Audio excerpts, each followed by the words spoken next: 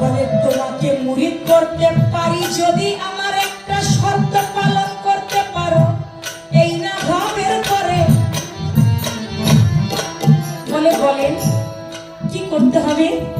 শেখ ফরিদ আউলিয়া যিনি 3 বার 36 বছর যিনি সাধনা করেছেন, একদিন 2 দিন না, 36 বছর তিনি সাধনা করেছেন। 12 24 বছর যখন সাধনা হয়ে গেছে, মায়ের কাছে গেছে, মা আমার তো 24 বছর সাধনা হয়ে গেছে, এখন আর কি করা? কয় বাবা তুমি সাধনায় এখনো সিদ্ধি লাভ করতে পারো নাই, কারণ তুমি এখনো পীরি ধরো নাই, তুমি এখনই মুরিদি হও নাই। সাধনায় সিদ্ধি লাভ করতে হলে বাবা আগে মুরিদ হইতে হবে। এই কথা শুনে শেখ ফরিদ আউলিয়া মুরিদ হবার জন্য চলে গেল বোয়ালি শাহ কালামদারের বাড়ি। ওইখানে অনেক বড় ঘটনা, এত বড়তে যাব না। বোয়ালি শাহ কালামদারকে বলে, দয়াল আপনি আমাকে মুরিদ করেন।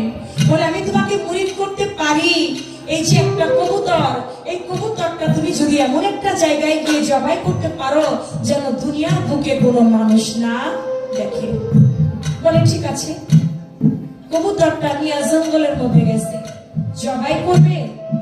কবুতরের গলার মধ্যে ছুরি ধরছে, এমন সময় মনে মনে ভাবে, বোয়ালি শাহ কালামদার বলছে তুমি এমন একটা জায়গায় গিয়ে জবাই করবে দুনিয়ার বুকে যেন কেউ না দেখে। তাহলে এখানে কোনো মানুষ নাই, কিন্তু পশু পাখির কিসমিস শব্দ শুনতে পাই, ওরা যদি দেখে ফেলে তারপরও তো আমার কবুতর জবাই দেওয়া হবে না। চলে গেল আরেকটু গভীর জঙ্গলে। ওইখানে গিয়ে যখন কবুতরটা জবাই করবে, এমন সময় আকাশের দিকে ডানে বামে তাকায় দেখে কোনো পশু পাখি নাই, কোনো মানুষ নাই। কিন্তু হঠাৎ করে মনে পড়ে গেছে, আমি যেখানে কবুতরটা জবাই করব দুনিয়ার বুকে কেউ দেখুক আর না দেখুক, পশু পাখি দেখুক আর না দেখুক, যে আল্লাহ দুনিয়াটা সৃষ্টি করছে তিনি তো দেখে, তিনি তো দেখে। তাহলে আমি জবাই করব কিভাবে? আমার দ্বারা এটা সম্ভব না। কবুতরটা নিয়ে বোয়ালি শাহ কালামদারের কাছে গিয়া কয়, দয়াল এই নেন কবুতর। কয় জবাই করলা না? আপনি বলছেন দুনিয়ার কেউ জানি না দেখে, কেউ দেখুক না দেখুক, উপরে যিনি আছেন, যিনি ধরাধাম সৃষ্টি করছে তিনি তো দেখে, আমি তো পারলাম না। বলে দেখো শেখ ফরিদ, আমি এই জন্যই বলেছিলাম তোমাকে মুরিদ করা আমার দ্বারা সম্ভব না, কারণ তুমি আমার থেকেও মহাজ্ঞানী। ভক্ত আগেই মহা জ্ঞান চক্ষুটা আগেই ফুটে গেছে। বলে আমার দ্বারা তোমাকে মুরিদ করা সম্ভব না। বলে তাহলে আমি কোথায় গিয়ে মুরিদ হবো? বলে খাজা মঈনুদ্দিন চিশতি রহমাতুল্লাহি আলাইহি, তার একজন ভক্ত আছে যার নাম কুতুবউদ্দিন বখতিয়ার কাকি, সে যদি পারে তোমাকে মুরিদ করতে তাহলে তুমি মুরিদ হইতে পারো। সন্ধান দিয়ে দিল, চলে গেল কুতুবউদ্দিন বখতিয়ারের বাড়ি।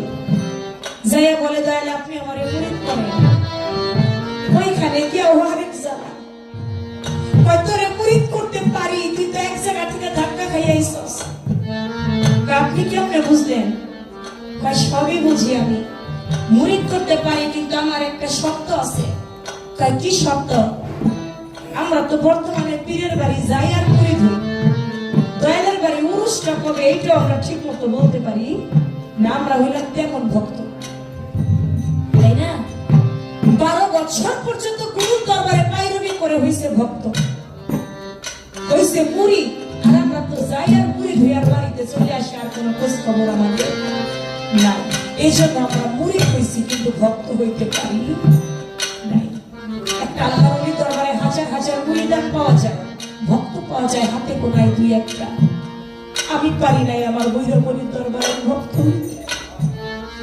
আমি যদি তার দরবারে ভক্ত হইতে পারতাম তাহলে আমি আজকে এখানে থাকতাম, আমি আমার মুর্শিদের চরণে পড়ে থাকতাম, আমি আমার ভৈরবের চরণে পড়ে থাকতাম। বলে দয়াল আপনি আমাকে মুরিদ করেন। বলে মুরিদ করতে পারি, তুই যদি 12 বছর পর্যন্ত আমার দরবারে রজুর পানি গরম করে দিতে পারিস তাহলেই তোকে মুরিদ করব, তা না হলে মুরিদ করব না। বলে ঠিক আছে। 12 বছর পর্যন্ত অজুর পানি গরম করে বাকি থাকে 1 রাত্র। ওই দিন রাত্রে বেলায় শেখ ফরিদ ঘুমায় না,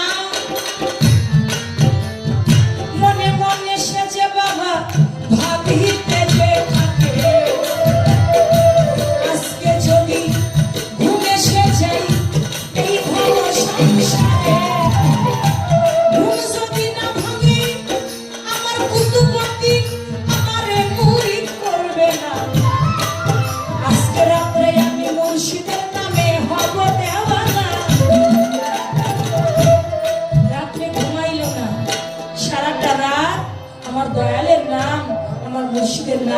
জপে রাত্র কাটাই দিল।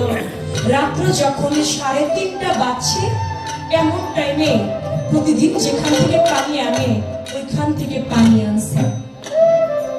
প্রতিদিন যেখান থেকে আগুন আনে, আজকে ওইখানে আগুন আনতে গেছে, যায় দেখে আগুন। কিরে, প্রতিদিন এখান থেকে পানি নেই, পানি আছে, আজকে আগুন নাই কেন? বাড়ির চতুর্দিক দিয়ে আগুন খুঁজে, কোনো জায়গায় আগুন নাই। মনে মনে চিন্তা করে, এটা হয়তো আমার মুর্শিদের খেলা হইতে পারে। এত দিন এত বছর আমি আগুন পাই, যেখানে থাকে সেখানে, আজকে পানি আছে, আগুন নাই, কারণটা কি? দেখি আমার দয়াল মুর্শিদ কোথায় আগুন রাখছে, যেখানে রাখছে আমি ভক্ত, আমি ওইখান থেকে আগুন এনে গরম পানি করে আমি আমার দয়ালকে দেব। বাড়িতে না পাইয়া সামনের দিকে রওনা করলো। সামনের দিকে রওনা করে যখন চলে গেল, সামনে যাইয়া দেখে বিরাট বড় একটা নদী।